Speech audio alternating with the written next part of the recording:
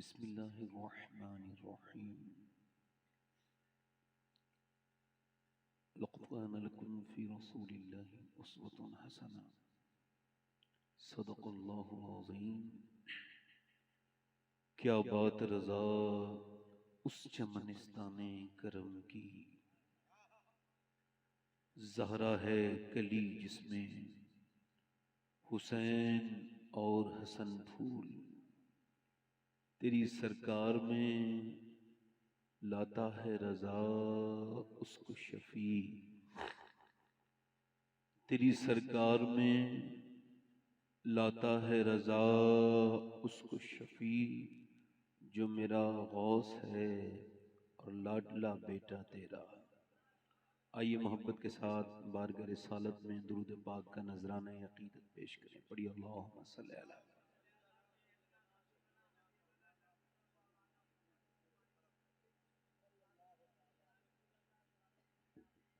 बाद हम्द दुरूद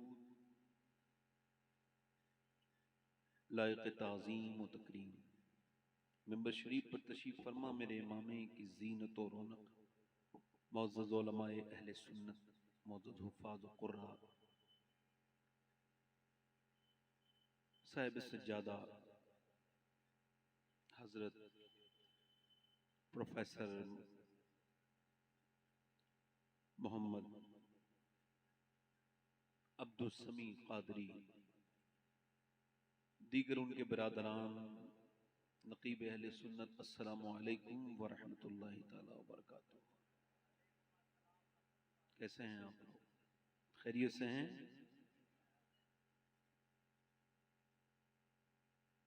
जितना अल्लाह का करम है आपने अपने जोर से नहीं बोला है, आवाज हल्का है, जोर से कहिए अल्हम्दुलिल्लाह। ये पहला उसूल है, मेरी आपसे गुजारिश है, पहला सबक है कि ये एक बात आज से अपनी जिंदगी में ऐड कर लीजिए, शामिल कर लीजिए कि जब कोई पूछे क्या हाल है तो सबके हाथ में मरहम नहीं है, सबको जख्म नहीं दिखाए जाते। लोग रो के पूछते हैं, हंस के उड़ा देते हैं। सबको हाल अपना ना बताएं। शहंशाह बगदाद सैयदना शेख मोहियुद्दीन अब्दुल कादिर जीलानी गौसुल आजम फुतुहुल गैब में इरशाद फरमाते हैं, सबको हाल बताओगे तो बेहाल हो जाओगे, हाल उसे बताओ जो हाल बदल सकता है। नहजुल बलागा में मौलाए कायनात इरशाद फरमाते हैं कि जब तक तूने अपनी परेशानी का जिक्र किसी से नहीं किया तब तक तेरी इज्जत महफूज है, और जब तूने अपनी परेशानी का जिक्र किसी से कर दिया तो अब तेरी इज्जत बर्बादी के दहाने को पहुंच गई। सैयदना शेख मोहियुद्दीन अब्दुल कादिर जीलानी गौसुल आजम फरमाते हैं कि अल्लाह की शिकायतें करनी है तो उससे करो जो अल्लाह से ज्यादा मेहरबान मिले। वो तो कोई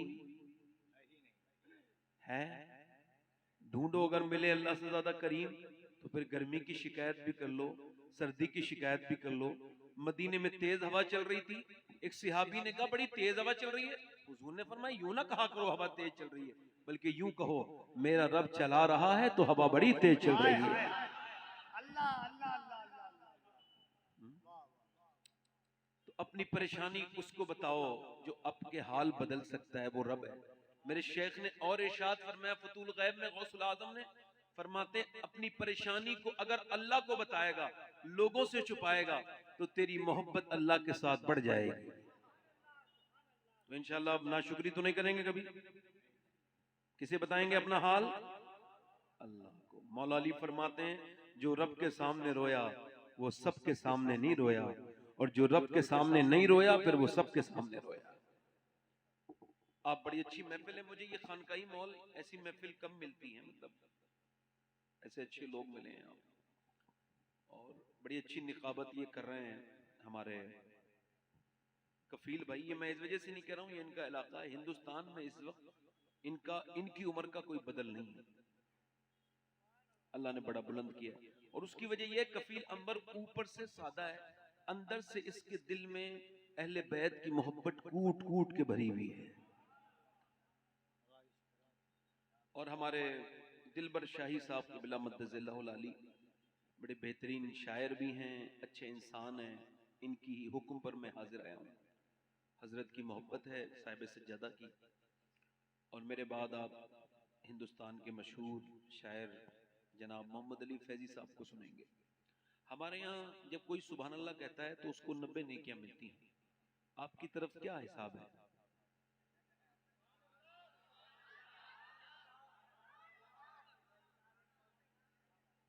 अच्छा, वैसे मैं आपको बताऊं, अभी 90 मिल रही हैं, मगर मेरे पास एक ऐसी तरकीब है कि आप चाहें तो आपकी नेकियां बढ़ भी सकती हैं सुभान अल्लाह कहने पर। हाय हाय हाय हाय मैं आपके लिए दुआ करूंगा, अल्लाह आपको मक्का दिखाए, मक्के में एक नेकी 1 लाख के बराबर हो जाती है। नारे तकबीर, नारे रिसालत, हुर्से हफीजी। अच्छा, वाह वाह वाह वाह वाह। अच्छा, वैसे सुभान अल्लाह का मतलब है अल्लाह पाक है, और वो किसी के कहने से पाक नहीं होता। वो रहीम है, किसी के कहने से उस पर कोई फर्क।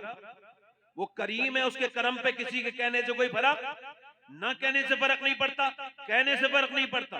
वो सलाम है, उसके ऊपर कोई फर्क नहीं पड़ता, कोई उसे सलाम कहे, मगर मेरे नबी फरमाते हैं उस पे फर्क नहीं पड़ता, मगर जो कहता है उस पे फर्क पड़ता है। वो तो पाक है, जो उसे सुभान अल्लाह कहता है अल्लाह उसे पाक कर देता है। वो तो सलाम है, मगर जो उसको सलाम कहता है अल्लाह उसके पूरी जिंदगी में सलामती पैदा कर देता है। जोर से बोलो जरा सुभान अल्लाह। इतनी अच्छी महफिल है कि मुझे कुछ कहने की जरूरत नहीं है। ये सब फैजाने नजर है। ये जो चेहरों पर मुस्कुराहट है, ये किसी जलसे का असर नहीं है, ये एक खानकाह का असर है। सुभान अल्लाह। जितने अब एक बात और अर्ज कर दूं, इस खानवादे में बैठ के, जिसे मरना हो मेरी तकरीर सुने आराम से। और वल्लाह मुझे भी मरना है, मैं कोई ऐसी बात नहीं कहूंगा जिसका दुनिया और आखिरत में कोई फायदा ना हो। पूरी तकरीर में गौर कर लीजिएगा, सुनते रहिएगा, कोई बात कहूं तो टोक दीजिएगा। ये हसन हसानी की महफिल नहीं है। खानकाहों से जनाजे निकलते थे पहले। जब मेरे शेख अब्दुल कादिर जिलानी की तकरीर होती थी तो आपके खुद के 4 बेटे आपकी तकरीर सुन के शहीद हुए हैं। कहां गई वो चीजें दिलों को बदलने वाली? खैर, बैठे आप आराम से, उठना बैठना बंद करें। मैं यूं तो नहीं पढ़ता, मगर मैंने मौला अली की शान में कुछ मिसरे कहे हैं, तरन्नुम से पढ़ना चाहता हूं। अगर आप जरा दोनों हाथ उठा के बोले या अली तो मैं पढ़ दूं। ये इस वजह से पढ़ रहा हूं, यहाँ का मैंने इससे पहले कभी पढ़ा नहीं है, पहली बार पढ़ रहा हूं। हाँ, और ये दिलबर भाई आपकी नजर है, 5-6 मिसरे पढ़ता हूँ मौला अली की शान में। वैसे मैं उम्मन मौला अली की शान में कम ही पढ़ता हूँ। उसकी वजह यह है कि आजकल हालात बड़े खराब चल रहे हैं। कोई ज्यादा मौला अली का नाम ले तो लोग उसे शिया कहने लगते हैं, है ना। और इधर देखें, ये हमारा था नहीं ये हिसाब हमारा। कोई ज्यादा हजरत अबू बकर उमर का नाम लेने लगे तो लोग उसे खारजी कहने लगते हैं। अगर मेरा कहना इतना सा है, सिर्फ जिसको हजरत अबू बकर उमर का जिक्र अच्छा नहीं लगता हो और सिर्फ हजरत अली का जिक्र लगता है अच्छा, वो पक्का खारजी राफजी है, और उसका कोई भी जन्नत से ताल्लुक, इस्लाम से ताल्लुक नहीं है। और जिसको सिर्फ हजरत अबू बकर का जिक्र अच्छा लगता है, हजरत उमर का, और हजरत अली का जिक्र उसे बुरा लगता है, वो पक्का खारजी जहन्नमी। हम अहले सुन्नत हैं, अहले सुन्नत का है बेड़ा पार, असहाबे हुजूर नज्म है और नाव है इतरत रसूलुल्लाह की। पढ़ता हूं 2-3 शेर, जरा दोनों हाथ उठा के बोले या अली। मुझको मौला अली से निस्बत है,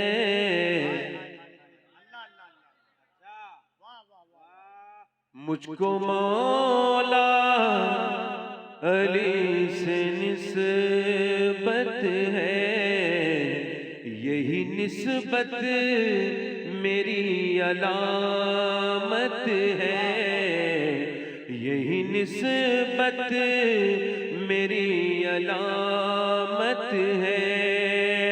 और उनके आशिक रब की,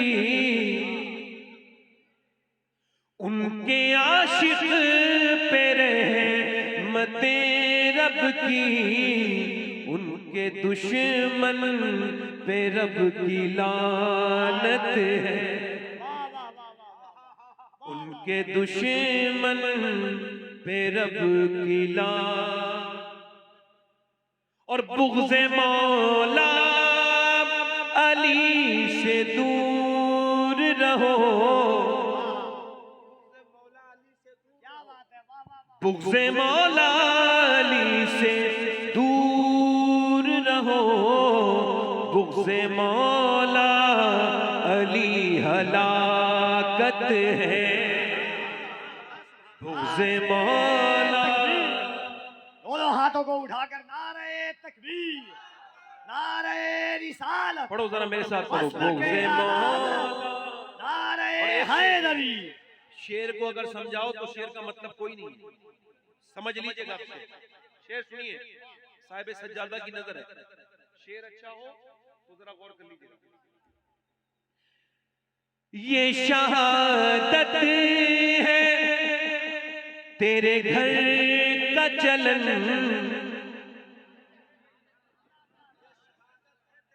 ये शहादत है तेरे घर का चलन, तेरे बेटों तेरे बच्चों को उसकी आदत है, तेरे बच्चों वो उसकी आदत है। वाह क्या, तेरे बच्चों को उसकी आदत। और एक शेर और सुनिए, तेरी नस्लें बुलंद है मौला, तेरी नस्लें बुलंद है मौला, तेरे बेटों की सबको हाजत है, तेरे बेटों। क्योंकि आपके मिजाज का न तरन्नुम है न कलाम है, मगर फिर भी एक और एक शेर पढ़ देता हूँ, आखिरी शेर पढ़ता हूँ। मैं भी इब्ने अली हूँ, इब्ने अली, अल्लाह अल्लाह अल्लाह अल्लाह। मैं भी इब्ने अली हूँ, इब्ने अली। मैं भी इब्ने अली हूँ, इब्ने अली, सारी दुनिया मेरी विरासत है। वाह वाह वाह वाह वाह,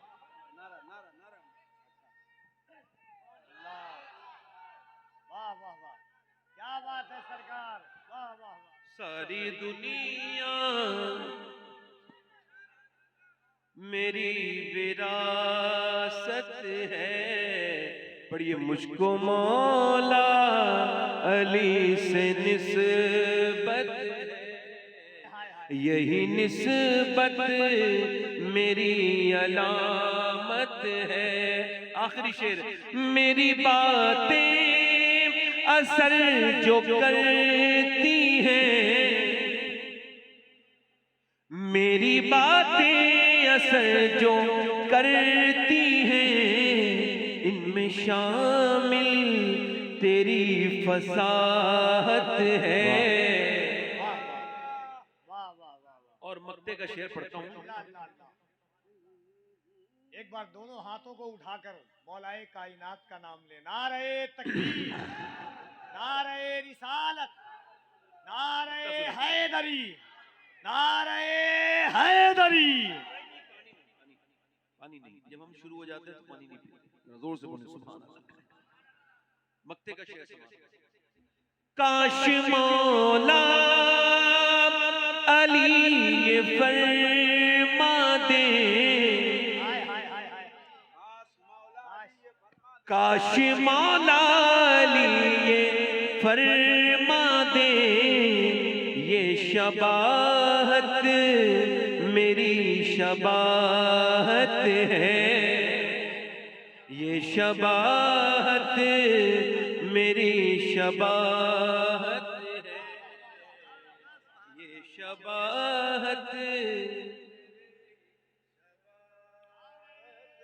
काश बाबा अली ये फरमा दे, तू शबाहत मेरी शबाहत है, हाँ शबाहत मेरी शबाहत।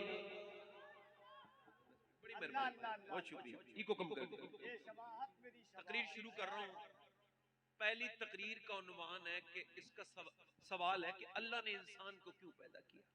सवाल है, ये दुनिया का सबसे बड़ा सवाल है। इसका जवाब अगर जिसने ढूंढ लिया बस वो मंजिल पा गया, और जिसने इस जवाब का नहीं ढूंढा वो पूरी जिंदगी सफर में रहा। किसी को पता ही नहीं हो उसका जो उसको मंजिल क्या है, पहुंचना कहां है। तुम पूरी जिंदगी सफर करे, पहुंचेगा। एक आदमी की किसको किसी ने मार के डाल दिया तालाब में, ध्यान से सुनो, उसकी लाश सड़ गई, गल गई तालाब में, फिर बाजियाब हुई, दरियाफ्त हुई। किसी ने लाश को पकड़ा, पुलिस को फोन किया, लाश पकड़ी गई, उसका पोस्टमार्टम हुआ, और पोस्टमार्टम के बाद सारी निशानियां खत्म, कौन है कहां का है कुछ नहीं पता। इतना पता था मुसलमान है। मस्जिद में ऐलान हुआ कि भाई एक कफन एक आदमी को देना है और चंदा कर लो। इमाम साहब ने कहा मैं गुस्ल दे दूंगा मगर कफन के पैसे मेरे पास नहीं। किसी ने 10 दिए, किसी ने 5 दिए, किसी ने 20 दिए। 1 घंटे में उसका पूरे कफन का चंदा हुआ। उसको लोगों ने दफनाया। कोई नमाज जनाजा में रोया नहीं, किसी को पता ही नहीं था ये कौन है, किसी का दिल नहीं लगा, उसको दफन कर दिया लोगों ने। 3 महीने के बाद पुलिस की इन्वेस्टिगेशन के बाद पता चला कि ये जो शख्स मरा है इसके पास 100 बीघा बाग था, 10 करोड़ की प्रॉपर्टी का मालिक था। बैंक के अंदर उसके 6 करोड़ रुपए जमा थे, मगर जब मौत आई तो चंदे के कफन से उसको दफनाया गया। उसको अपने पैसे के कफन भी लेना नसीब नहीं हुआ। किस वक्त कौन मर जाए। अपनी दौलत पे गुरूर करने वालों, अपनी जीस पे गुरूर करने वालों, क्या पता मैं कहां मरूंगा, क्या पता आप कहां मरेंगे, क्या पता क्या हमारा हश्र होगा।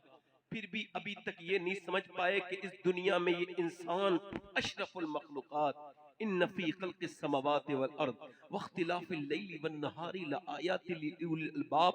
अम्मा आयशा फरमाती हैं हुजूर एक दिन मेरे पास आए, रात का वक्त था, सर्दियों की रातें थी, बिस्तर में करीब हो गए। मैं आपसे फिर सवाल करता हूँ, इंसान को अल्लाह ने क्यों पैदा किया? पूछता हूँ आपसे, क्या सिर्फ खाने के लिए? नहीं नहीं, जानवर बहुत खाते हैं। सिर्फ पीने के लिए? नहीं नहीं, बहुत पानी जानवर आपसे ज्यादा पीते हैं क्वांटिटी में पानी। क्या सिर्फ इंसान को अल्लाह ने सोने के लिए पैदा किया? इन जानवरों की नींदें बड़ी लंबी होती हैं। सिर्फ कमाने के लिए? तो आपसे ज्यादा पैसे काफिरों पर हैं, गैर मुस्लिमों पर हैं। अल्लाह फरमाता है अल्हाकुमुत तकासुर हत्ता ज़ुरतुमुल मकाबिर कल्ला सौफ़ा तालमून सुम्मा कल्ला सौफ़ा तालमून। तुम्हें गाफिल रखा माल की ज्यादा तलबी ने, यहाँ तक कि तुमने कब्रों के मुंह देख लिए। मेरे नबी फरमाते हैं अगर आदम की औलाद को एक जंगल भर के अल्लाह दौलत दे दे, खजाना दे दे, हीरे जवाहरात दे दे, तो वो उस जंगल को ठिकाने लगा के दूसरे दिन दूसरे जंगल की तलाश में निकल जाएगा।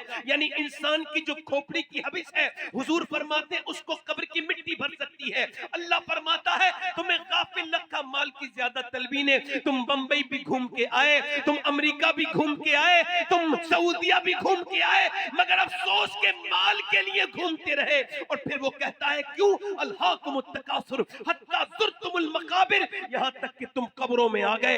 अल्हाकुमुत तकासुर हत्ता ज़ुरतुमुल मकाबिर। फिर वो कहता है कल्ला सौफ़ा तालमून, तुम हाँ हाँ जान जाओगे, हाँ हाँ जान जाओगे। फिर अल्लाह फरमाता है सुम्मा। अब जब अल्लाह सुम्मा कहे तो डर जाना चाहिए। वो कहता है फिर हाँ हाँ तुम जान जाओगे। तुमने ये जो दौलतें जमा कर रखी है, तुम क्या समझते हो तुम्हारा फ्रिज काम का है? वो ठंडा ना करे तो बेकार है, अगर वो खाने को महफूज न करे तो बेकार है। है, तुम्हारा प्लेन अगर ना उड़े और एक जगह से दूसरी जगह ना पहुंचाए तो बेकार है। तुम्हारी कार जो तुमने बनाई है वो काम ना करे तो बेकार है। तो क्या अल्लाह ने इंसान बनाया है यूं ही बना दिया, उसका कोई काम नहीं है? फरमाता है खुद ही, क्योंकि अल्लाह को ने इंसान को पैदा किया है। कोई प्रोफेसर नहीं बताएगा इंसान क्यों पैदा किया गया है, कोई दानिशमंद नहीं बताएगा। अल्लाह खुद फरमाता है मैंने इंसान को अपनी इबादत के लिए पैदा किया, मैंने इंसान को मैंने आजमाइश के लिए पैदा किया। यानी सुबह आजमाइश, यानी रात आजमाइश, आजमाइश के लिए है। अगर फ्रिज पानी ठंडा ना करे तो बेकार, मोटरसाइकिल चले ना तो बेकार, और अगर इंसान अल्लाह के करीब ना पहुंचे तो वो भी बेकार।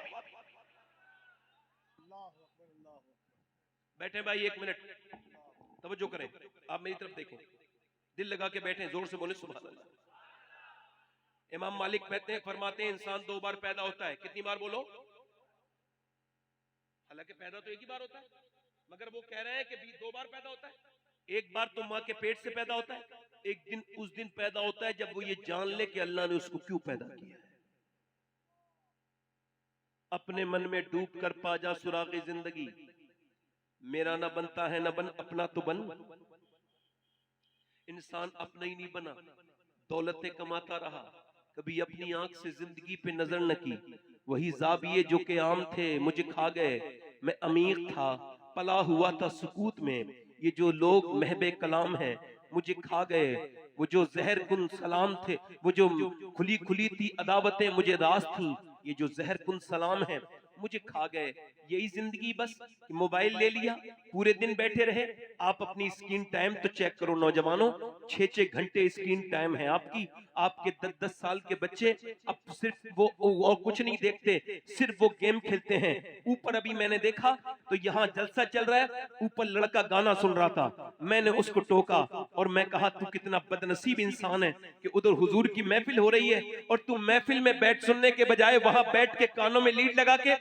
अभी एक जगह गौरा चौकी पड़ती है गोंडा के पास, वहां एक्सीडेंट मैंने देखा, एक लड़के का भेजा पड़ा हुआ था रोड पर, ट्रक ने उसको कुचल दिया था, नौजवान लड़का था, उसकी लाश तड़प रही थी। थोड़ी देर के बाद ठंडी हो गई, उसकी रूह निकल गई, मगर जब वो मरा था तो कुछ सुन रहा था। जब उसके आईपॉड निकाल के चेक किया गया तो मोबाइल में गाना बज रहा था। अब मुझे बताएं, मेरे नबी फरमाते जो जिस हाल में मरेगा उसी हाल में उठाया जाएगा। अब जो गाना सुनते सुनते मर गया, बताओ वो किस हाल में उठाया जाएगा? बताओ, मैं आपसे पूछता हूँ, जो गाना सुनते सुनते मर गया वो किस हाल में उठाया जाएगा? जो गंदी तस्वीरें देखते देखते मर गया वो किस हाल में उठाया जाएगा?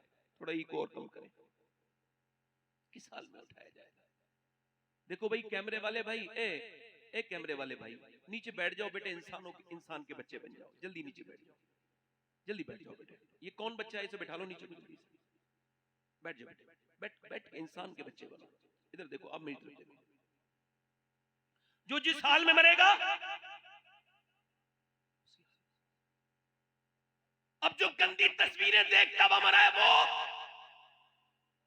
इम्तिहान का मतलब क्या है? फजर का वक्त है, नींद बड़ी आराम से आई है आपको, और सर्दी का मौसम भी है, बाहर टेम्परेचर बड़ा लो है, सर्दी बहुत है। अजान की आवाज आ गई, ईमान ने कहा चलो नमाज पढ़ो, नफ्स ने कहा नहीं नमाज नहीं पढ़नी, लेट जाओ, आराम करो, ठंडी बहुत है बाहर जाओगे ठंड लग जाएगी।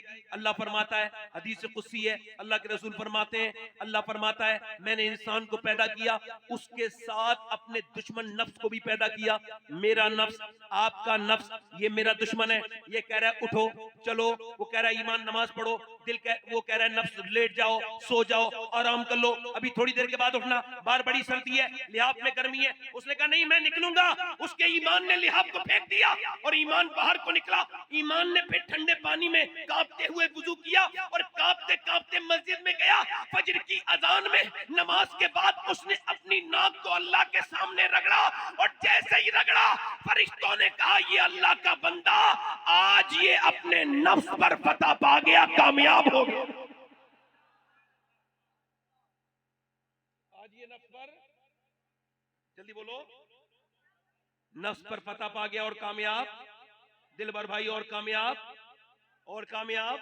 हो गया। वो बाहर को निकला, बाहर को जैसी निकला तो उसने देखा कि नमाज पढ़ के अपने नाश्ता करके अपने काम पे जा रहा था, एक लड़की बेहुदा, बेहया, बेशरम, बेगैरत, इंतहाई दर्जे की घटिया कपड़े पहन के, जिसमें चुस्त लिबास, उसका जिस्म नजर आ रहा है। इसकी एक नजर उस पे पड़ी, इसने एकदम नजर झुका ली, चूंकि पहली नजर माफ है और पहली नजर में होता भी कुछ नहीं, दूसरी नजर फितने पैदा करती है, जिना की तरफ दूसरी नजर लाती है। इसके नफ्स ने कहा भाई देख ले, एक बार और देख ले, बड़ी हसीना है, इसका जिस्म भी आया है, जरा थोड़ी तस्कीन कर ले। इसने कहा नहीं देखूंगा, नफ्स भौंक रहा है कुत्ते की तरह, जरा देख ले एक बार नजर उठा के। इसने कहा नहीं देखूंगा। मेरे नबी ने फरमाया आंखों का भी तो जिना जिना होता है, जो आंखों से देखे ये आंखों का जिना है, और जो आंखों से कहे देखेगा, इसकी आंखें कयामत के दिन अल्लाह के सामने कहेंगी मालिक तूने तो काबा देखने के लिए दी थी, तूने तो माँ बाप का चेहरा देखने के लिए दिए थी, मगर ये तो गंदी तस्वीरें देखता था, औरतों को बुरी नजर से देखता था, ये आंखों का जिना है। बोलो इन आंखों से कैसे हुजूर को देखोगे कब्र में जाके, जो आंखें अब गंदी हो गई हैं, जो आंखें अब किसी लायक नहीं बची। तुमने दुनिया को मजाक समझ लिया, तुमने अपने पैदा होने को मजाक समझ लिया। अल्लाह फरमाता है इंसान क्या समझता है वो ऐसे ही छोड़ दिया जाएगा? नहीं नहीं, उसकी हर बात का हिसाब होगा, हर जर्रे जर्रे का हिसाब होगा। वो मेरे दोस्त मैं तुझसे ही पूछता हूँ, उसका नफ्स कह रहा है देख ले, वो कहता नहीं देखूंगा। उसने कहा नजारा आंखों से दूर चला जाएगा वरना देख ले। लड़की चली गई, उस मुसलमान मोमिन की नजर नहीं उठी। उसने कहा या इलाही रंग लाए जब मेरी बेबाकियां उनकी नीची नीची नजरों की हया का साथ हो। ये जिसने नजरें झुकाई ये अल्लाह की बारगाह में कामयाब हो गया। वाह वाह वाह वाह, नारे तकबीर, नारे रिसालत। मेरे नबी ने फरमाया, मेरे आका ने फरमाया, एक सिहाबी जो नौजवान सिहाबी ने कहा नमाज में मजा नहीं आता, हुजूर ने फरमाया अपनी आंखों की हिफाजत कर, आंखों को पाकीज़ा कर, अल्लाह तेरी नमाज में मजे दे देगा। अब जो फेसबुक किए हैं वो सुन लें, फेसबुक पे गंदी तस्वीरें देखने वाले ऐसे करके इंस्टाग्राम पे उंगली चल रही है, फेसबुक पे चल रही है, लड़कियां आधी आधी नीम बरहना उसके अंदर आ रही हैं। ये जो उंगली चल रही है ना, कल यही तेरे खिलाफ खड़ी होगी, ये कहेगी मालिक इसने गंदी काम करवाए थे। याद रखना जर्रे जर्रे का हिसाब होगा, बचोगा नहीं, कोई नहीं बचेगा, ये मत समझना, याद रखना मेरे दोस्तों। और सुनो हजरत अली फरमाते जिसके ईमान पर गुनाह के बाद असर न पड़े उसका ईमान मरने के बराबर होगा। यानी उसने गंदी तस्वीर देख ली, फिल्म देख ली, मगर तौबा की तरफ तबीयत नहीं आई तो उसका ईमान तो बिल्कुल कमजोर है, बेकार हो गया, वो बर्बाद हो गया, वो जिसकी नजरों में हया बाकी नहीं है।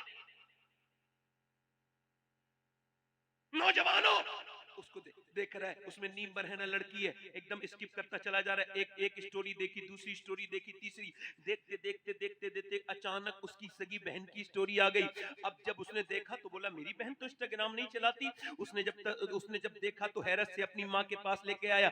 माँ ने उसको देखा, कहने लगा ये कहाँ से चलाने लगी? पता लगा बहन छुप छुप के चलाती थी, तू किच्चू भी छुप छुप के गंदी बातें देखता था। तेरी बहन भी इंस्टाग्राम पे आईडी बनाई थी और उसने भी फॉलोवर बनाने के चक्कर में अपना जिस्म दिखाया था लोगों को।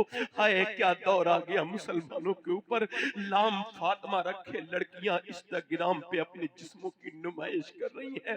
नाम मोहम्मद फारूक, मोहम्मद अली, अली नाम जो है वो मोहम्मद अली, नाम जो है गुलाम हुसैन रखकर, नाम नवाब, नाम मोहम्मद सरफराज रखकर, नाम मोहम्मद अब्दुल अलीम रखकर क्या घटिया हरकतें कर रहे हैं, इंस्टाग्राम पे तस्वीरें लोड कर रहे हैं। अरे बड़ा अफसोस होता है मेरे दोस्त, याद कर मेरे भाई, कल तक तूने जमाने बदले थे, आज तू कितना कमजोर हो गया। तूने अपने नबी को, अपने पैगंबर को, उनके नाम को तूने कैसा खराब करने की कोशिश की। देख तो पहले के मुसलमान कितने अच्छे थे कि दिल्ली की जमा मस्जिद में एक आदमी भीख मांग रहा था, अंग्रेज गुजरा देखने आया जमा मस्जिद, उसने उससे कुछ भीख मांगी, उसका बटुआ गिर गया, उसने समझा मैंने रख लिया, मगर अंग्रेज का बटुआ गिर गया, वो उसने उठा लिया। मुसलमान ने अंग्रेज को ढूंढा, मिला नहीं, 3 महीने के बाद आया, कहा साहब ये आपका पर्स है। उसने ढूंढा, उसमें बहुत से पैसे थे, कहने लगा इतनी बहुत सी दौलत तूने मुझे वापस क्यों कर दी? क्या तू फकीर नहीं है? तेरी जिंदगी बदल जाती, ये पैसे तूने छुए तक नहीं क्यों? कहने लगा बात ये नहीं है, मैं फकीर तो हूं मगर बेगैरत नहीं हूं। का क्या मतलब? का तू ईसा अलैहिस्सलाम का उम्मती है, मैं मुस्तफा जाने रहमत का उम्मती हूँ। अगर तेरे नबी ने कयामत के दिन मेरे नबी से कह दिया होता कि आपका उम्मती चोर है, तो मेरे नबी को शर्मिंदगी होती। और मैं इतना घटिया नहीं हूँ जो अपने नबी को तकलीफ पहुंचाऊं, भिखारी जरूर हूँ, मगर दिल में आमना के लाल का बड़ा इश्क है। अंग्रेज बोला जरा हाथ बढ़ा, मुझे मुसलमान बना दे, मुझे कलमा पढ़ा दे। जब उम्मती की ईमानदारी का ये आलम है, तो नबी की ईमानदारी का आलम क्या होगा? वाह वाह वाह वाह वाह, नारे तकबीर, नारे रिसालत। उनसे इकबाल कहता है बुत शिकन उठ गए, बाकी जो रहे बुतगर हैं। वो थोड़ा सा इको और कम कर, आवाज थोड़ा आवाज बढ़ा दें। बुत शिकन उठ गए, बाकी जो रहे बुतगर हैं। उम्मती बाईस से रुसवा ये पैगंबर हैं। नौजवान अपनी जिंदगियों में मस्त हैं। मेरे नौजवानों में तुम्हारे दरवाजे पे भीख मांगने आया हूँ। तुम मुझे भीख दे दो, अपने आमाल को ठीक कर लो। खुदा के वास्ते हुजूर की उम्मत को बर्बाद मत होने दो। मेरे आका की उम्मत के नौजवानों, तुम रात को तन्हाइयों में नमाजें पढ़ते थे तो हमारी कौम बड़ी अच्छी थी। तुम जब अल्लाह से डरते थे, तुम जब दुरूदे पढ़ते थे अपने नबी पर, हमारे हालात बड़े अच्छे थे। तुमने अब 2-2 घंटे फेसबुक को तो दे दिए, तुमने नबी पर उतरा हुआ कुरान पढ़ना छोड़ दिया। तुम हाफिज हो फिर भी कुरान खोल के नहीं देखते। तुम सब कुछ हो मगर फिर भी नबी से कोई मोहब्बत नहीं। और मेरे दोस्त, उससे कहता हूं जिंदगी को अपनी बर्बाद न कर, यूं जिंदगी को जाया न कर। ये जिंदगी एक बार मिली है। ये दुनिया क्या है? ये छोटी है। मताउन दुनिया कलील, ये बहुत छोटी है। इसको जरा थोड़ा सा ठीक कर दे। मौलाए कायनात नहजुल बलागे में इरशाद फरमाते हैं, ये दुनिया जो है गुजरगाह है, ठहरने की जगह नहीं। ठहरने का मकाम आखिरत है, ठहरने का मकाम आखिरत है। मेरी तरफ देखिए, अपने पड़ोसी मुल्क में एक लड़का गाने गाता था। गाने गाते गाते बड़ा कामयाब हुआ। 16 साल की उम्र में एक मर्सिडीज गाड़ी जीती 1 करोड़ रुपए की। उसके बाद उसका हौसला बढ़ गया। दूसरा तीसरा कंपटीशन वेरीफाई किया, मुल्कों में घूमने लगा। वर्ल्ड टूर किया उसने, यूरो में, पाउंड में और डॉलर में पैसे कमाए। एक शहर में एक घर, दूसरे शहर में दूसरा घर। 19 साल की उम्र में शादी अपनी पसंद से कर ली। और 23 साल की उम्र में शादी करने के बाद गाना गा रहा था, कहीं स्टेज पर गिर गया। जब उसको होश आया तो पता लगा दोनों गुर्दे फेल हैं। अब डायलिसिस पे आ गया, यानी उसके गुर्दे फेल हो गए। यहां से उसके गुर्दों में, उसके गुर्दों का खून निकाला जाता है पूरे जिस्म का, और डायलिसिस होता है। 1 हफ्ते में 1 बार डायलिसिस होता है। अल्लाह अकबर। एक लड़का मुझे मिला था उत्तराखंड में, उसका ये 24 साल की उम्र थी, उसकी ये नस कांप रही थी। मैंने पूछा क्या हुआ? कहने लगे ये नस मेरी हिलती रहती है, चूंकि मेरे दोनों गुर्दे खराब हैं और मेरा बाप ने सारी जमीन बेच दी, मगर मेरे गुर्दे ठीक नहीं हुए, सारी जमीन बेच चुका हूं। अल्लाह अकबर। कहता है मेरा बाप लोगों से कर्जे लेता है और मैं अकेला उसका बेटा हूं। अल्लाह अकबर। कभी आप में कितने लोग ऐसे बैठे हैं जिन्होंने एक बार कहा हो, ऐ अल्लाह मेरे गुर्दे ठीक हैं, चल 2 रकत नमाज पढ़ के तेरा शुक्रिया अदा करता हूं? कभी नहीं कहा होगा, कोई नहीं बैठा होगा। तुमको पता है ये गुर्दे जब खराब हो जाएं। कश्मीर से एक आदमी का मेरे पास टेलीफोन आया, कहने लगा हम आपकी तकरीर करवाना चाहते हैं। मैं कहा मेरे पास इस महीने में कोई वक्त नहीं। कहने लगे आप आ जाइए खुदा के लिए, जो आपकी तकरीर सुनना चाहता है उसको कैंसर है। और उसने कहा मैं आखिरी बार उनकी तकरीर सुनना चाहता हूं। मैं गया, उसका नाम मोहम्मद सलीम था, इंतकाल हो गया। अल्लाह उसकी मगफिरत करे, कह दो आमीन। अल्लाह उसकी मगफिरत करे सलीम की। वो मुझे बहुत कुछ सिखा के गया। मैं कमरे में उसके पास बैठा, मैंने पूछा सलीम भाई क्या हाल है? कह लगे अल्लाह का शुक्र है, मुस्कुरा के।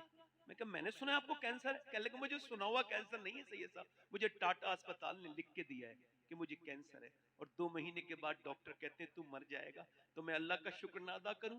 कितनों को अटैक से मौत आ जाती है, कितनों को किसी बीमारी से आ जाती है, मगर मेरे अल्लाह का करम ये है 2 महीने पहले मुझे पता चल गया मौत आनी है, तो मैं जरूर अपने रब को राजी कर लूंगा। जब मुझे ये खबर होती है 2 महीने के बाद मैं उस खबर में जाऊंगा कि मैं एक कमरे में भी नहीं रह सकता, अंधेरे में 2 दिन 3 दिन, और उस अंधेरी कब्र में ऊपर से तख्ते लगा के लोग चले जाएंगे, तो उस अंधेरे के बारे में सोच के कहता हूँ मालिक मैंने बड़े गुनाह किए हैं, मुझको माफ कर देना मेरे रब, मुझ पर फजल करना। मोटे मोटे आंसुओं से रो के बोला कि मैंने बगैर कैंसर के भी नमाजें पढ़ी थी, मगर बंदगी को नहीं पहुंचा था, मगर जब से पता चला है कैंसर है और जब अल्लाह के सामने गिड़गिड़ाता हूं तो मुझे जो लुत्फ अब आता है वो कभी नहीं आया। वो एक सजदा जिसको तू गिरा समझता है, 1000 सजदों से देता है आदमी को निजात। कभी सर्व सजदा जो मैं हुआ कहीं तो जमीन से सुनाने लगी सदा, तेरा दिल तो है सनम आशना, तुझे क्या मिलेगा नमाज में। अल्लाह अकबर। जरा गौर तो करो, एक आदमी अस्पताल में भर्ती हुआ, 90,000 का बिल आया, 1.5 दिन में सांस लेने में प्रॉब्लम थी, बूढ़ा था 80 साल का। डॉक्टर के बिल को देख के रोने लगा। डॉक्टर ने कहा बिल ज्यादा लगता है बड़े मियाँ, हम आपको पैसे कुछ कम कर देंगे। ओ कह लगा नहीं डॉक्टर साहब, अल्लाह ने इतना नवाज रखा है, पूरे अस्पताल को खरीद सकता हूँ खड़े खड़े। कहा फिर रोते क्यों हो? कहा बस इस वजह से रो रहा हूँ, 1.5 दिन तेरी मशीन से सांस ली है तो तूने 90,000 का बिल बिठा दिया, मगर जिसकी मैंने हवाओं में 80 साल सांस लिया, मैंने कभी सोचा नहीं कि सांस लेना कितनी बड़ी अल्लाह की नेमत है। मैंने कभी सोचा ही नहीं कि कितनी बड़ी नेमत है अल्लाह की। मैंने कभी अपने बारे में, रब के बारे में गौर नहीं किया। अच्छा मुझे बताओ, जिसने दिल का इलाज किया उसे लाखों दे दिए, जिसने गुर्दों का इलाज दिया उसे लाखों दे दिए, जिसने तुम्हारे जिस्म का इलाज किया उसने उसे लाखों दे दिए, जिसने तुम्हें फ्री में गुर्दे दिए उसके सामने सजदे भी नहीं किया, उस रब के सामने कभी रोए भी नहीं। तुम क्या मुंह दिखाओगे अल्लाह को जाकर? तुमने एक आदमी का शुक्रिया अदा कर दिया, उसने एहसान कर दिया, उसने कहा थैंक यू जज़ाकल्लाह शुक्रिया, कभी रब से नहीं कहा मालिक अपने हबीब की उम्मत में बना दिया तेरा शुक्रिया। ऐ अल्लाह तूने ईमान वाला बनाया तेरा शुक्रिया। या अल्लाह तूने बगैर दवाइयों का जिस्म दिया, मैं बगैर दवाइयों के जी रहा हूं शुक्रिया। ना जिंदगी को समझे नहीं, जिंदगी को जाने नहीं। इंसान की नाक के अंदर एक रग है, इस रग के बारे में डॉक्टर कहते हैं, जो न्यूरो सर्जन है वो कहते हैं, और ईएनटी स्पेशलिस्ट कि इस नाक की ये रग जो कि दूरबीन से नजर आती है, नाक के अंदर है, यहाँ बीच में है और आपके दिमाग तक जाती है, ये सूंघने का काम करती है। अगर ये बंद हो जाए या खराब हो जाए तो न खुशबू आए न बदबू आए। और सुनो, वो डॉक्टर कहते हैं पूरी दुनिया का मेडिकल साइंस मिलकर अभी इस लायक नहीं हुआ है कि वो एक नाक की उस छोटी सी रग की बराबर दूसरी रग बनाए जो अल्लाह ने अपने हर बंदे की नाक में बनाई है। इस लायक नहीं है। हमारा साइंस से कोई झगड़ा नहीं है। साइंस किताब एक तहकीक है, कुरान किताब एक तखलीक है, कुरान अल्लाह का कलाम है। सुनो, हमारा साइंस से कोई झगड़ा नहीं, क्योंकि आज तक लोगों ने ये कहा कि हमने जो साइंस ये कहता है कि चांद 1.25 लाख मील दूर है, मगर ये नहीं कहता मैंने बनाया है। वो कहता है सूरज ऐसा है, मगर वो कहता नहीं मैंने बनाया है। और इसके अलावा पूरी दुनिया में लोगों ने दावे बहुत किए कि मैं खुदा हूं, मगर किसी ने ये नहीं कहा जमीन मैंने बनाई है, आसमान मैंने बनाया है। वो अकेला मेरा रब है जो कहता है जमीन भी मैंने बनाई है, आसमान भी मैंने बनाया है।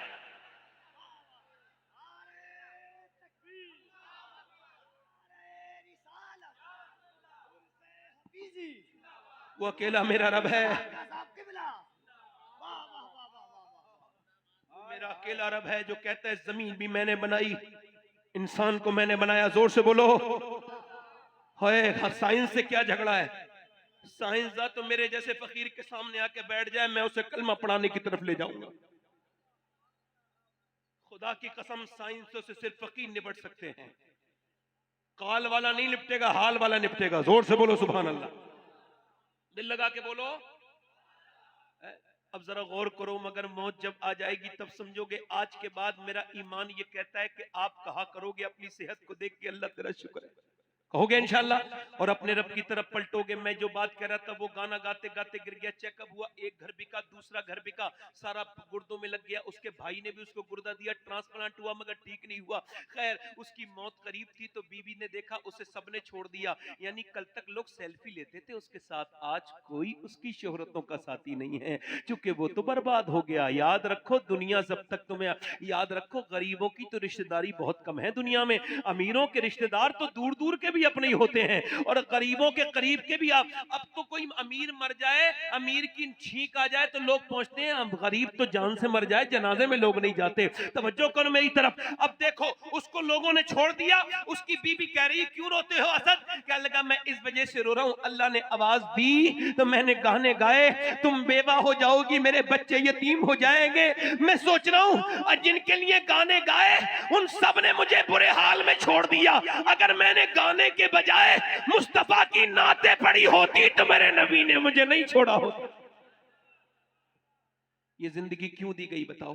इंस्टाग्राम के लिए, फेसबुक के लिए, बताओ जल्दी बोलो, फेसबुक के लिए, यूट्यूब के लिए क्यों जिंदगी दी गई? बताओ, इतनी लंबी लंबी चैटिंग करने। याद रखो, ये तुम स्किप नहीं कर रहे हो, अपनी जिंदगी स्किप कर रहे हो। अपनी उंगली को रोको, अपने रब को याद करो लोगो, अपने अल्लाह को याद करो, उससे कहो मालिक माफ कर दे।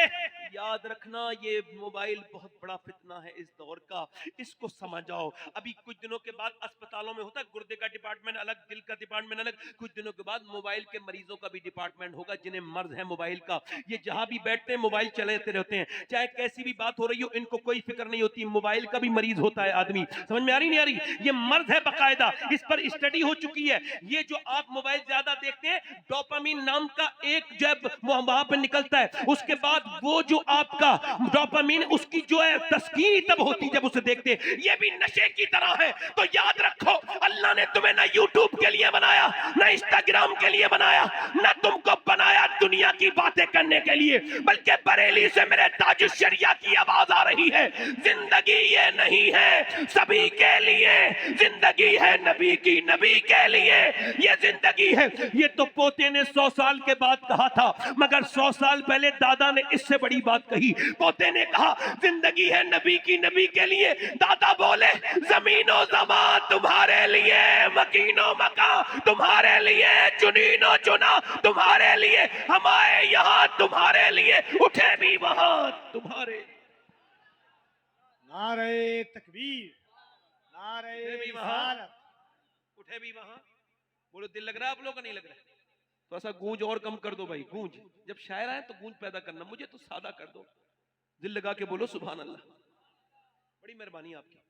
इधर देखें, ये जो बच्चे कानों में लीड लगा के फिरते हैं, ये जितने, सबसे पूछ लें, ये लड़कियां जो थिरकती हैं 10-10 साल की, सबसे पूछ लें, इनकी माओ से कसम दे के पूछना कि जब पेट में थे ये तुम्हारे बच्चे, तो तुमने फिल्में देखी थी कि नहीं देखी?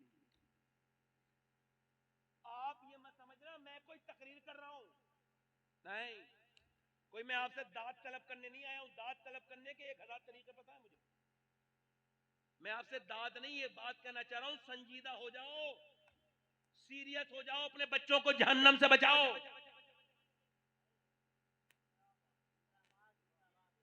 जब 10 साल की लड़की नाचेगी तुम्हारे आंगन में, तो बड़े होके वो कोई नेक नहीं बनेगी, कोई बदतरीन किस्म की लड़की बनेगी।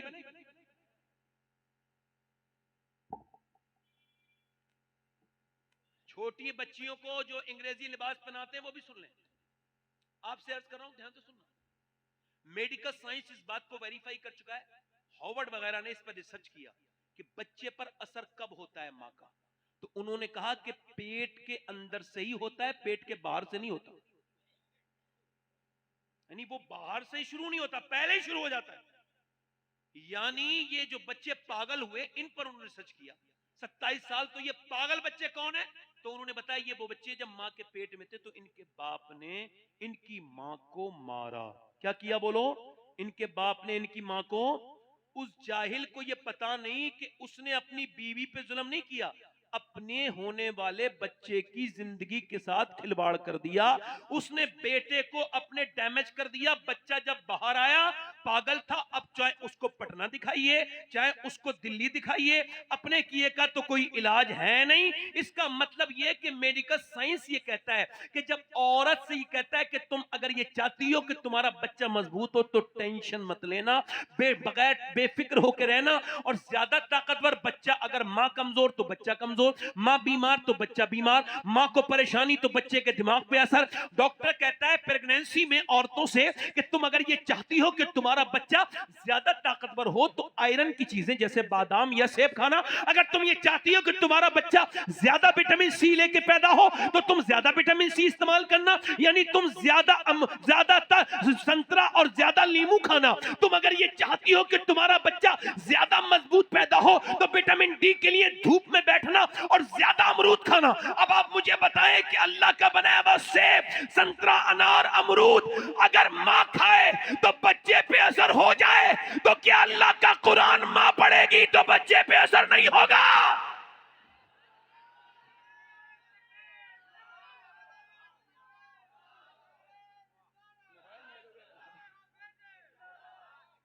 दिल लगा के बोलो, असर होगा कि नहीं होगा?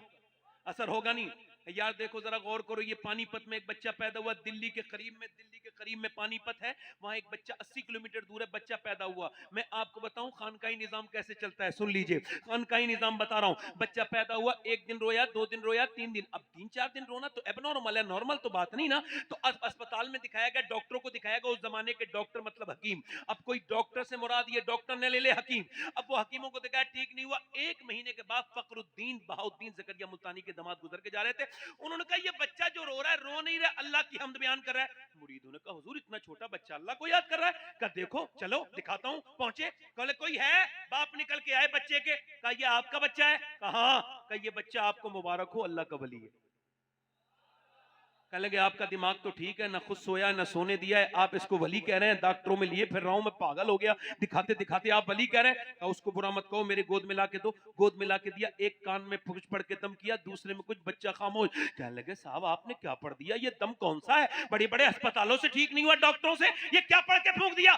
बाद में बताऊंगा, पहले ये बताओ क्या इसकी माँ कुरान की हाफिजा है? कहा हाँ मेरी बीबी कुरान की हाफिजा है, 24 घंटे में एक कुरान खत्म कर देती है। कहने लगे तभी तो बात है, जब ये अपनी माँ के पेट में था ना, तो इसकी माँ जमाल फातिमा ने उठते बैठते चलते फिरते इतना कुरान पढ़ा कि माँ के पेट के अंदर कुरान सुनने की आदत हो गई। जब वही बच्चा पैदा हुआ, माँ गंदगी में गई, जच्चगी में गई, कुरान उसने पढ़ा नहीं, बच्चे को कुरान की भूख लगी थी, तुम उसको दवाइयां खिला रहे थे, मैंने एक कान में एक आयत पढ़ी, दूसरे में दूसरी पढ़ी, बच्चा खामोश हो गया। उसी बच्चे का नाम शरफुद्दीन बू अली शाह कलंदर पानीपती है। सुनो, जब पानीपत में माँ कुरान सुनाए तो बच्चा शरफुद्दीन बू अली कलंदर बनता है, और जब मदीने में फातिमा कुरान सुनाए तो बेटा नेज़े पे चढ़ के करबला में कुरान सुना।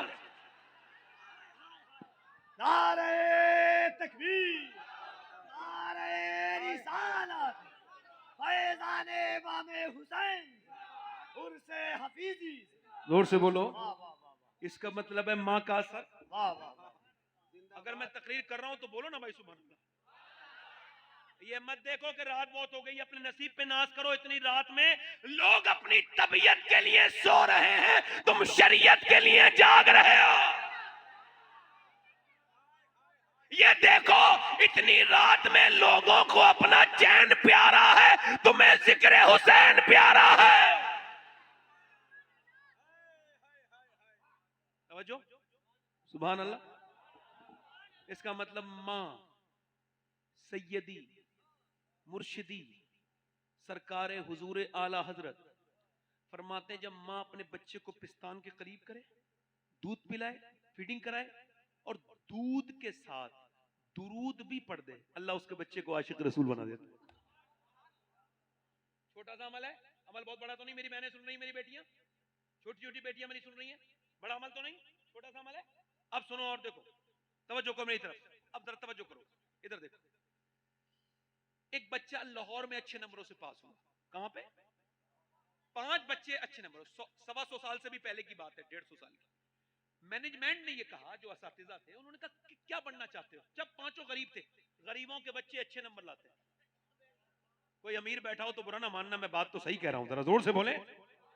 अच्छे नंबर इस वजह से लाते हैं, बेचारों को कोई आसरा तो होता नहीं है, करोड़ों और उमरों की स्थिति होती है, तो पढ़ते हैं, बच्चे अच्छे नंबर लाए।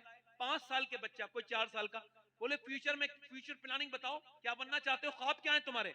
हम तुम्हें पढ़ाएंगे, तुम गरीब हो, फिक्र मत करो। मैनेजमेंट ने कहा, एक बच्चा बोला इंजीनियर, एक ने कहा डॉक्टर, एक ने कहा साइंस, एक बड़ा था, वो नहीं बोल रहा है, बड़ा खूबसूरत बच्चा 5 साल का, और तुम क्यों नहीं बोलते बेटे, तुम क्या बनना चाहते हो? नहीं बोला। जब 2 बार पूछा तो रोने लगा। मास्टर करीब जाके बोले, बेटे तुम गरीब हो, डरो मत, हम तुम्हें पढ़ाएंगे, क्या बनना चाहते हो? बच्चा बोला, मैं सिहाबी रसूल बनना चाहता हूं। मास्टर ने सीने में उठा के उठाया, बोले बेटे तुझे मालूम नहीं सिहाबी कौन होता है? कहा नहीं नहीं, मगर मेरी माँ रोज मुझे अबू बकर की बातें सुनाती है। कहती है कैसे गार पे वो लेके चढ़े थे, कैसे लेके चढ़े थे हुजूर को अपने कांधों पे बिठाल के 5000 फीट पर। वो बताती है कैसे गार में उन्होंने जान कुर्बान की थी। वो बताती है बिलाल के सीने पे कैसे पत्थर रखे गए थे। बच्चा रो के बोला, मेरी माँ ये भी कहती है मास्टर साहब के सिहाबी से आमना का लाल बहुत प्यार करते हैं, नबी मुझे ऐसे ही बना दो। मास्टर ने उसको उठाया और कहा सिहाबी तो नहीं बनेगा बेटे, मगर तू आदमी बहुत बड़ा बनेगा। वही लड़का जब बड़ा हुआ, उसका नाम डॉक्टर मोहम्मद इकबाल था। उसी ने कहा था कि मोहम्मद से वफा तूने तो हम तेरे हैं, ये जहां चीज है क्या लोहो कलम।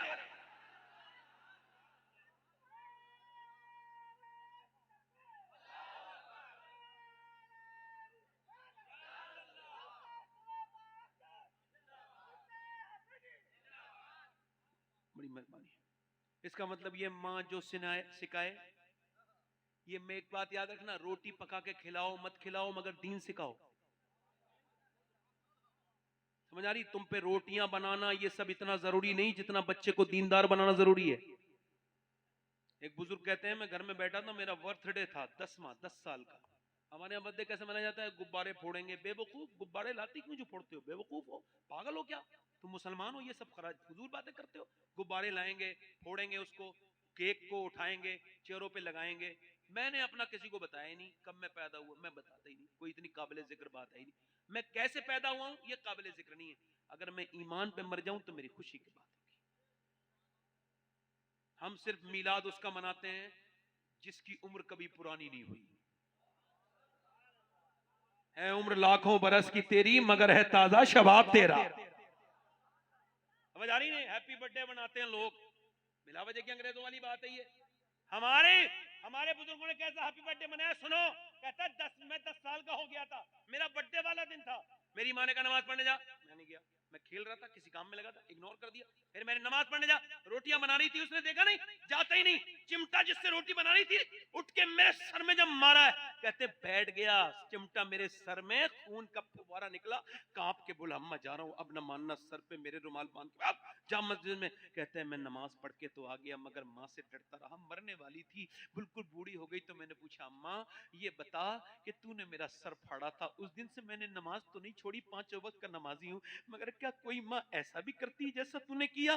तो मेरी माँ रो के बोली बेटे मुझ पर रोटियां बनाना फर्ज नहीं था, तुझे नमाजी बनाना फर्ज था। माओ को वक्त नहीं बेटियों को संभालने का। हालांकि बेटी चली गई, हालांकि बेटी ने नाक कटा दी, झूठ बात है ये। बेटी नाक नहीं कटाती, उसको मजबूर किया जाता है कटवाने पर। सुन लेना मेरी बात को, एक चीज है इंग्लिश में उसको पढ़ना, कंपाउंडिंग इफेक्ट। उसको जरा पढ़िएगा। उसको जो पढ़े लिखे लोग हैं कि एकदम कुछ नहीं होता, 1-2 गुटखा खाने से कैंसर नहीं होता, 15-20 साल लगातार मेहनत करनी पड़ती, फिर मुंह सड़ता है, फिर डॉक्टर कहता है तुम्हारा कैंसर है मुंह में आपके गुटखा की वजह से। कहता मैं गुटखा छोड़ दूंगा, कहता दुनिया छोड़ने का वक्त है, अब क्या तुम गुटखा छोड़ोगे? अब तो जो कर चुके थे कर लिया। यानी एकदम सिगरेट 1-2 पीने से किसी को दिल का खराब नहीं होता, 1-2 सिगरेट से नहीं होता, ये लगातार मुसलसल करने से होता है। ऐसे ही कोई भी लड़की एकदम नहीं भागती, 20 साल तैयारी करवाई जाती है। मिसाल के तौर पर लड़की घर में बैठी है, 10 साल की हो गई है, फिल्म चल रही है, अम्मी भी देख रही है, अब्बा भी वहीं बैठे हैं, ताया भी वहीं बैठे हैं, चाचा भी वहीं बैठे हैं, वहीं पे भाई भी बैठा है। अम्मी बेशरम बेगैरत बेहया, उसके अंदर गंदे सीन आ रहे हैं, लड़की देख रही है, जज्बात उसके बहुत ज्यादा मुतासिर हो रहे हैं, उसके जज्बात बर्बाद हो रहे हैं। लड़की बड़ी होती चली गई, लड़की ने नोटिस किया जब हीरो हीरोइन मिलते नहीं है अम्मी रोती हैं, अम्मी बड़ी इमोशनल है ना, रोती हैं, और जब हीरो हीरोइन नहीं मिलते, मिल जाते हैं, भाग जाते हैं, अम्मी भी खुश अब्बा भी खुश। 10 साल ड्रामा देखा, फिर उसने सोचा वही करूं जिसे देख के अम्मी खुश होती हैं। अब वो जब भागी, अरे मेरी नाक कट गई, मैं कहीं का नहीं रहा, माँ कहती है हाय मैं बर्बाद हो गई। अरे तू किसने कहा था तुझसे बर्बाद होने को? तू टीवी के सामने रोने के बजाय मुसल्ला बिछा के अल्लाह के सामने रोई होती तो तेरी बेटी नाक न कटाती, सर फखर से बुलंद कर देती। बोलो तो सही, गलत कह रहा हूं बात? क्या कड़वी लग रही हो तो मुझे कोई तकलीफ नहीं भाई, मैं तो बात आईना दिखा रहा हूं। ऐसा मैं कपिल भाई आईना दिखा रहा हूं, नहीं दिखा रहा हूं? हैं? समझो मेरी बात गलत तो नहीं? इधर देखो, मैं इधर तवज्जो करो, इधर तवज्जो करो, तवज्जो करो मेरी तरफ। गैर मुस्लिम बड़े खुश हो रहे हैं, ओ इतनी लड़की कन्वर्ट कर ली हमने, ओ इस्लाम छोड़ दिया हमने। इस्लाम, मुझे भी बड़ी तकलीफ होती थी शुरू में, फिर मैंने सोचा कि लड़कियां जो जा रही है मुसलमान है ये, फिर मेरे दिल ने गवाही दी नहीं, सही मानों में मुसलमान इन किसी बेगैरत बाप की औलाद है, वरना जिसे दीन मिल गया हो वह जान दे सकती है, ईमान नहीं दे सकती। जान दे सकती है ईमान? किसी फैशनेबल बेगैरत की लड़की होगी, किसी नाचने वाली माँ की लड़की होगी? तवज्जो है नहीं मेरी बात पर? और इधर देखो किसी नाचने वाली लड़की होगी, इधर देखो तवज्जो करो, ये गैर मुस्लिम बड़े खुश हो रहे हैं, हमने इतनी कन्वर्ट कर ली, हमने इतनी कन्वर्ट कर ली, इतनी लड़कियां। मैं कहता हूं एक भी नहीं हो सकती। अगर इसकी जिंदा मिसाल देखनी है तो फलस्तीन देख लो।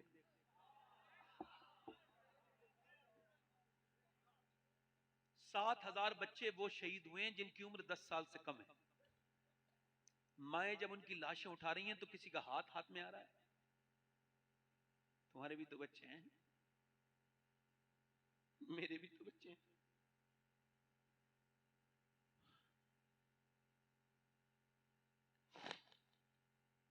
वो एक एक ब्रेड पर 4-4, 3-3 लोग हैं।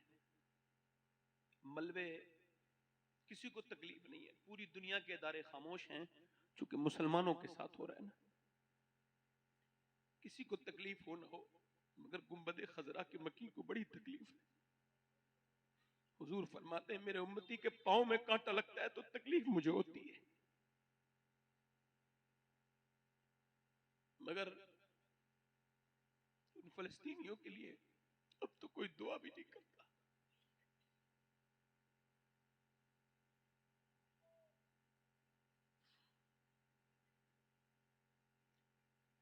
अब कोई सलाहुद्दीन नहीं आएगा, अब कोई मूसा बिन नसीर नहीं आएगा। 57 मुल्क बेगैरत है, मगर उनकी लड़कियों ने, वो बेटियों ने उनकी जो पैगाम दिया है, ये मेरा पैगाम मेरी बहनों को सिखाओ, बताओ। जिन्होंने टॉप पहन लिए, जिन्होंने जीन्स से पहन ली, उन्हें मेरी बात बताओ। जो नाच रही हैं छोटी छोटी मेरे कौम की बेटियां, उन्हें सुनाओ। वो कह रही हैं हम रात को जब सोते हैं ना तो बुर्का ओढ़ के सोते हैं। कैसे सोते हैं? किसी ने कहा रात को तो कपड़े उतार के सोया जाता है, बुर्का ओढ़ के तो नहीं। कह लगी जब बम गिरता है ना तो सारा घर मलबा बन जाते हैं लोगों के, तो हम ये सोचते हैं जब हमारे ऊपर बम गिरे और जब हमारी लाशें मलबे में से निकले तो बेपर्दा नहीं होने चाहिए, पर्दे में होनी चाहिए। काश मैं अपनी बहन को दे सकता ये दुपट्टा, एक मैं अपनी बेटी को दे सकता। मैं कहता ये दुपट्टा ओढ़ ले, अगर तू बेपर्दा हो गई और तेरे अंदर से हया निकल गई तो मेरी कौम बेहया हो जाएगी। काश मैं अपनी बहन को दे चुका होता ये दुपट्टा। अगर 5 साल की उम्र में दुपट्टा पहना दिया होता तो बड़े होके कभी बेपर्दा नहीं होती। एक साहब को मैंने टोका था, तुम्हारी बहन 10 साल की है, वो टॉप पहन रही है जीन्स, उसको समझाओ। कहने लगे मौलाना अपना काम करो, मुझे अपनी बेटी पे बहन पे भरोसा है। और आज 12 साल हो गए इस बात को, उसकी बहन गैर मुस्लिम के घर में है। रास्ते खुद ही तबाही के निकाले हमने ये समझा नहीं मेरी बहनों बेटियों ने। मैं आराम से बात कर रहा हूं, मैं अपनी बहनों से कहता हूं आपने ये समझा नहीं कि आपके लिए मशअले रात थी किसकी जात? कौन थी सैयदा खातून जन्नत? कौन थी फातिमा ज़हरा? चांद देखा, चांद नबी ने, तवज्जो करना, चांद देखा और सुनो तवज्जो करो, चांद देखा नबी ने, कल को ईद है। मेरे नबी ने कहा फातिमा मेरी बेटी कल ईद है, क्या मेरी लाडली ने चांद देखा है? सैयदा ने कहा अब्बा मैंने तो नहीं देखा। कहा मेरी फातिमा क्यों नहीं देखा? सारे लोगों ने देखा है, सारे मदीने वालों ने देखा है। कहने लगी अब्बा जब सबने देखा है तभी तो फातिमा ने नहीं देखा कि उस पे नजर नहीं डालना चाहती जिस पे सबकी नजर पड़ रही है। मेरा इमाम कोई भी बात कागजी नहीं करता, मेरा इमाम कहता है जिसका आंचल न देखा मोह मेहर। उस रिदाए नज़ाहत पे लाखों सलाम। मैं घड़ी देख के इंशाल्लाह अपने वक्त पे जो मुझे वक्त है उस पे खत्म कर दूंगा इंशाल्लाह। दिल लग रहा है आप लोग का? नहीं लग रहा? देखो मेरा तो लग रहा है, क्योंकि मैं मुसलमान हूं, साफ बता रहा हूं। मैं कोई बहुत नेक इंसान नहीं, मुझे यह भी नहीं पता कि मैं जन्नती हूं या जहन्नमी हूं, मगर इस हालत में मैं मुसलमान हूं।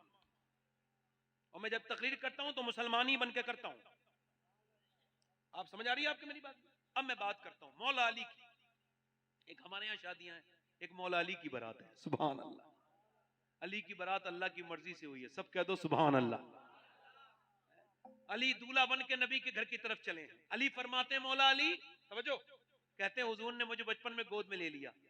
और फरमाते हैं जब कोई नहीं था ना हुजूर के साथ तो हुजूर मुझे अपने बिस्तर पे लिटालते थे और अपने सीने से मेरा सीना चिपटा के सुलाते थे। मौला अली की ज़बानी बयान कर रहा हूं। कहते मैंने हुजूर की बेटी का रिश्ता मांगा, सरकार खुश हो गए, सरकार ने इजाजत दे दी मेरे आका ने। फरमाते मेरी बारात चली। अब मुझे बताओ जरा, बारात चल रही है मदीने में, बाराती कौन है? अबू बकर सिद्दीक। जोर से बोलो सुभान अल्लाह, जोर से बोलो, पीछे तक आवाज आनी चाहिए। अबू बकर सिद्दीक, उमर फारूक है, आजम उस्मान है।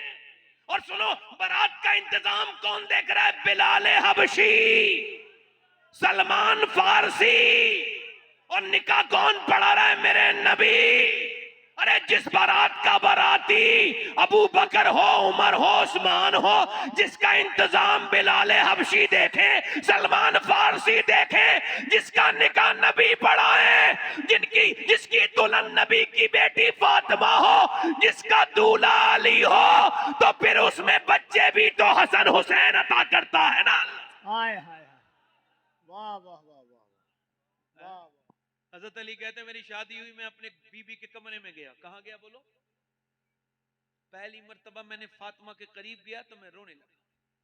फातिमा ने कहा मुझसे, क्या आपको ये शादी मर्जी नहीं थी, आपकी रोते हैं? कहने लगे फातिमा, हुजूर ने मुझ पे एहसान किया कि आपका हाथ मुझे दे दिया, मैं तो आपके इस वजह से नहीं रो रहा हूँ। फिर रोने की वजह क्या? मैं रो रहा हूँ, कोई भी लड़की हो ना, दुल्हन बनते वक्त वो सोचती है कि काश एक जोड़ी कपड़े उसे पहनने मिल जाएं, है ना, दुल्हन जब बने। मैं देख रहा हूँ फातिमा, आपके चेहरे पे तो कोई शिकन नहीं है, मगर जिस चुंदरी में, जिस चादर में आप दुल्हन बनी है, उस पे 17 पैमद लगे हुए हैं। नबी की बेटी दुल्हन बन के आई है, 17 पैमद की चादर। अजीमुशान नबी की अजीमुशान बेटी ने सर उठाया और कहा मेरे सरताज आप रोइए मत। मेरे अब्बा ने फरमाया मेरी बेटी फातिमा, अल्लाह मेरी बेटी कपड़ों से राजी नहीं होता, सजदों से राजी होता है, तकवे से राजी होता है। आए आए। हजरत अली कहते हैं साथ खातून जन्नत दुनिया से जा रही थी, रोने लगी। इधर देखो, हुजूर की बेटी दुनिया से गई, उम्र कितनी थी? 26 या 27 साल, बस इतनी उम्र थी, इससे ज्यादा नहीं। बीमारी कोई नहीं, मौत की वजह हुजूर का गम। 6 महीने तक मुस्कुराई नहीं अपने अब्बा की वजह से। अच्छा ये बताओ, जिसका एक बेटा हसन हो, एक हुसैन हो, जिसका शौहर अली हो, जिसकी उम्र खुद जवान हो, उसे दुनिया में जीना चाहिए था, मगर नहीं, उन्हें हसन हुसैन से भी ज्यादा, जैनब और अली से भी ज्यादा अपने अब्बा से प्यार था। हुजूर के विसाल को बर्दाश्त, 6 महीने तक बिस्तर पे रही खामोश, और 6 महीने के बाद हज़रत अली से बोली मैं जा रही हूं आज, मेरी बहनें सुन लें, मेरी बेटियां सुन लें, जिस्मों पे टाइट लिबास पहन के चलने वाली, आज जरूर मेरी बेटी मेरी बात सुन लेना दिल से, आज जरूर सुन लेना, मैं नौकर हूं तेरा, तेरा भाई हूं मेरी बहन, तेरा बड़ा भाई मान ले, तू अगर मुझसे उम्र में बड़ी है तो फिर छोटा मान ले, हूं तो मैं तेरा भाई, जो समझा रहा हूं ध्यान करना। देख अल्लाह ने तेरी नमाज अलग की थी, ये मर्दों की नमाज है, अल्लाह अकबर, मगर तेरी नमाज अल्लाह अकबर। मर्द जब हाथ उठाए तो पूरा हाथ फैलाए और अल्लाह अकबर कहे, औरत जब नमाज पढ़े बस हाथ यहां तक लाए और बांध ले। क्यों? अल्लाह जानता है मर्द के जिस्म की बनावट अलग है, औरत के जिस्म की बनावट अलग है। अल्लाह नहीं चाहता मेरी बंदी नमाज पढ़ते में बेपर्दा हो, इसलिए मर्द की नमाज अलग है, औरत की नमाज अलग है। बेटी मेरी बहन, मर्द मरे तो 3 कपड़े देती है शरीयत, औरत मरे तो 5 कपड़े देती है, और अल्लाह नहीं चाहता कि औरत, मगर तूने बेहयाई के दरवाजे खोल दिए, तूने जब से जिस्मों पे ये टाइट लिबास पहने मेरी बेटी मेरी बहन, तब से तूने हमें शर्मिंदा कर दिया। मेरी बहन तूने जरा भी नहीं सोचा कि तू किसका कलमा पढ़ती है, तूने जरा भी नहीं सोचा तू किसकी उम्मती है, तूने कभी भी ये भी नहीं सोचा जरा सा कि जब नबी की बेटी कयामत के दिन तुझसे पूछेंगी तूने पर्दा क्यों नहीं किया तो क्या जवाब देगी? हुजूर की बेटी रो रही है, अस्मा बिनते अबू बकर आगे बढ़ के पूछती है क्या फातिमा आपको मौत का डर है? कहा नहीं नहीं, मैं इस वजह से डर रही हूँ, जीते जी तो पर्दा किया है, कहीं इंतकाल के बाद जब लोग जनाजे पे ढकते हैं ना कफन, तो पेट जैसा बड़ा हो ना तो पेट पे वो कफन तन जाता है, पता चल जाता है ना कौन कितना मोटा है। फरमाती है मैं ऐसे सोच रही जब जनाजा लेके चलते हैं तो कांधा बदलता है, सोच रही हूँ जब मेरा कांधा बदले तो कहीं ऐसा ना हो मेरा जब जनाजा हिले तो किसी को ये खबर ना हो जाए कि मोहम्मद की बेटी कितनी मोटी है कितनी पतली है। इंतकाल के बाद जब मेरा जनाजा निकले जिसका आंचल न देखा मोह मेहर ने, उस रिदाए नजाहत पे लाखों सलाम। कहने लगी ए अस्मा तुझे पता है मैंने कैसे पर्दा किया है? इमाम हसन कहते हैं मेरी अम्मी 17 दिन के फाके करती थी। अल्लाह अकबर, जरा गौर तो करो। एक दिन हुजूर की बारगाह में आई, अम्मा आयशा बोली हुजूर आपकी बेटी फातिमा आ रही है। हुजूर उठ के खड़े हो गए तो देखा चादर में कुछ बांध के लाई हैं। मेरी बिटिया क्या लाई हो? खोला चादर, अब्बा लीजिए एक रोटी लाई हूं। हुजूर ने एक लुकमा मुंह में रखा, कहा मेरी बेटी तेरे बाप ने आज ये लुकमा 5 दिन के बाद पहला लुकमा खाया है। आंखों से आंसू आए, अरे मेरे अब्बा आप खा लीजिए। मेरे अब्बा मेरे अली लाए थे जो, मुझे खबर थी आपके घर कुछ नहीं है तो मैंने पहले अली को पका के दे दिया, रोटी बना के आटा गूंद के। मैंने नहीं खाया, मैंने सोचा पहले अपने अब्बा को खिलाऊंगी बाद में खुद खाऊंगी। हजरत बिलाल कहते हैं अगर 19 दिन हुजूर के घर फाका होता था तो 19 दिन फातिमा के घर भी फाका होता था। खजूर की गुठलियां चूस के पीने पानी पीने वाली फातिमा आज दुनिया से जा रही है। कल कयामत का दिन होगा, वो नबी की बेटी पूछेंगी जरूर ए दुनिया में रहने वाली औरत बता तू क्या जवाब देगी? फरमाती है जो पर्दा नहीं करेगी कयामत के दिन मैं उससे मुंह फेर लूंगी। नबी की बेटी फरमा रही है जब मेरा जनाजा निकले तो मैं नहीं चाहती मेरी बेपर्दगी हो। और मेरी बहन तू तो वैसे ही बेपर्दा है, तुझ पे दुनिया का रंग चढ़ गया। और मेरी बहन सुन, मेरे नबी फरमाते हैं, अल्लाह फरमाता है जब मैं किसी पे लानत भेजता हूं मेरे महबूब तो उसकी 7 नस्लों तक असर रहता है। कितनी नस्लों तक? बोलो 7 नस्लों तक। अर्ज की मेरे रब से, मेरे नबी ने, ऐ मेरे रब जब तू लानत भेजे तो 7 नस्लों तक असर, और जब तू रहमतें भेजे अल्लाह फरमाता है महबूब मेरी लानत की हद तो है मगर मेरी रहमतों की कोई हद नहीं है। मैं रहमत फातिमा के घर पे भेजता हूं, कोई उसका बेटा हुसैन बन के चमकता है, कोई हसन बन के चमकता है, कोई ज़ैनुल आबिदीन बन के चमकता है, कोई बाखर जाफर मूसा कासिम बन के चमकता है, तो कोई बगदाद में अब्दुल कादिर जीलानी बन के चमक रहा है, तो कोई अजमेर में मोइनुद्दीन चिश्ती बन के चमक रहा है। तो मियां कयामत में लोग जिसका इंतजार कर रहे हैं, जिसके पीछे ईसा नमाज पढ़ेंगे, वो किसी और माँ का बेटा नहीं, वो भी नबी की बेटी फातिमा का बेटा मेहदी होगा।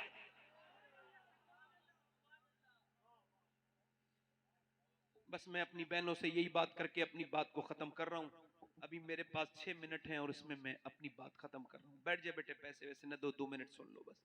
देखो मैंने अपने बाप को कब्र में उतार दिया, दाढ़ी के बाल मेरे सफेद होने लगे, तो अब मुझे मौत के बारे में कब समझूंगा मैं?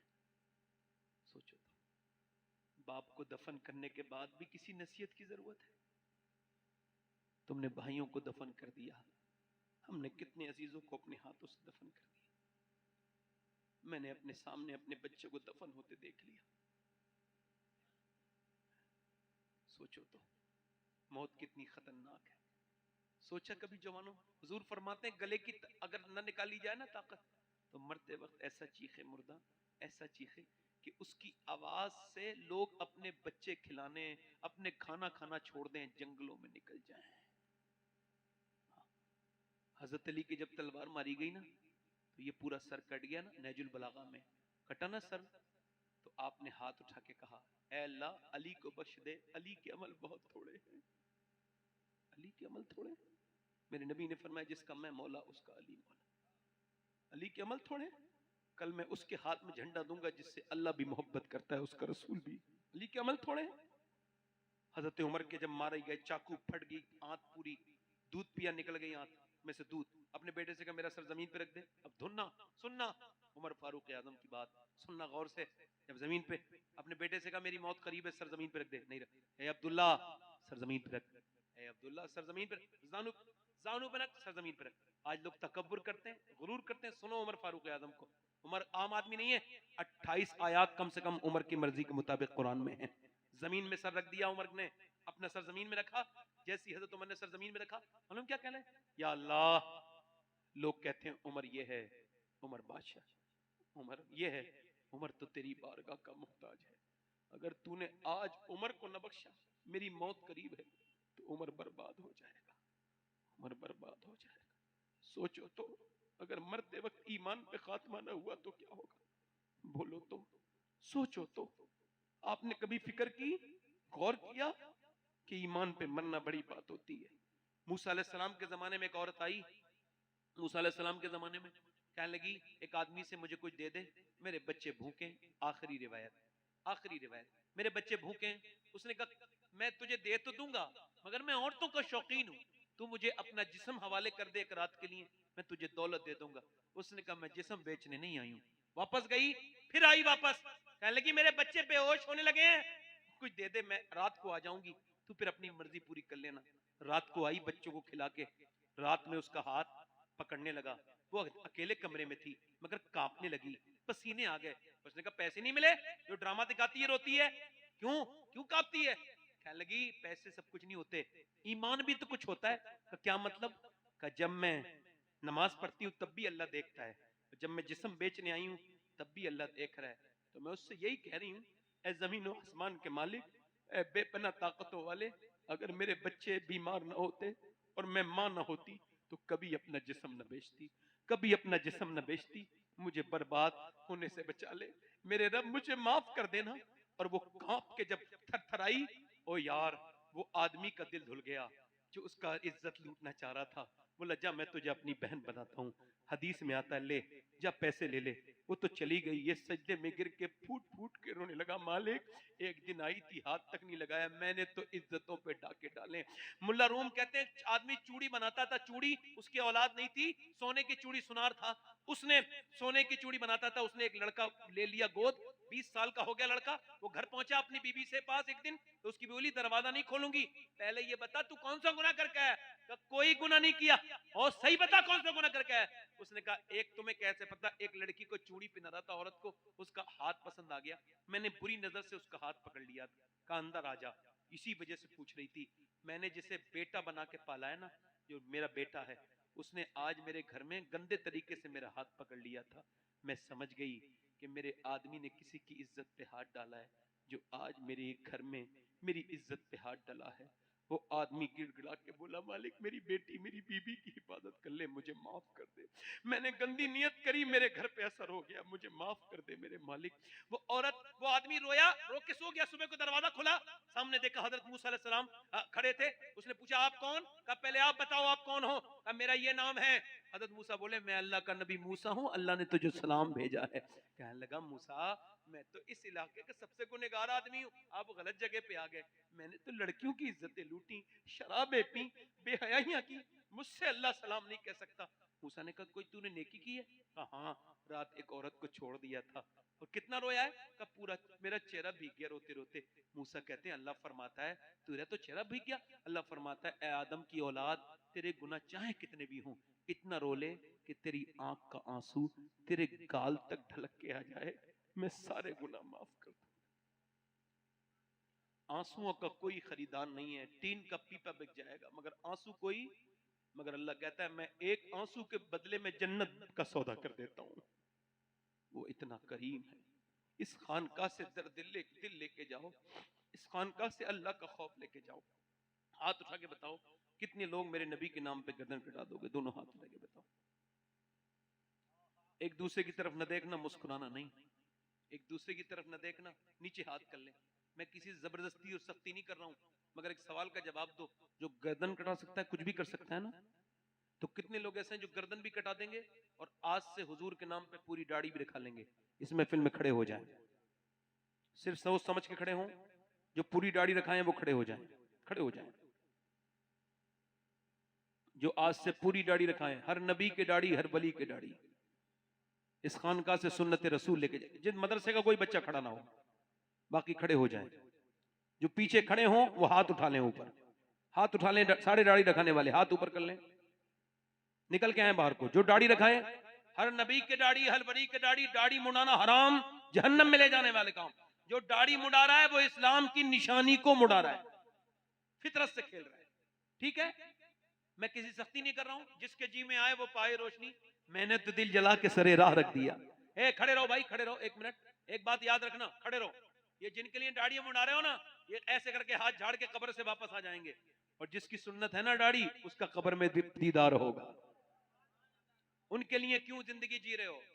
है कोई आशिक रसूल नौजवान और इस महफिल में खड़े होके हाथ उठा ले, हाथ उठा ले। दाढ़ी रखने वाले ऊपर हाथ कर ले, ऊपर हाथ कर ले। मेरे साथ कहें इंशाअल्लाह, वादा करते हैं इन उलमाए कराम की मौजूदगी में, साहिब सज्जादा की मौजूदगी में, आज से इंशाअल्लाह ना दाढ़ी कटेगी ना मुड़ेगी इंशाअल्लाह। इंशाअल्लाह बैठ जाए। अपनी बहन बेटी को पर्दे की नियत करें, जो भी दोनों हाथ उठा के कहें इंशाअल्लाह नमाज अपनी बहन को पर्दा कराएंगे इंशाअल्लाह। दोनों हाथ उठा के बोलो इंशाअल्लाह।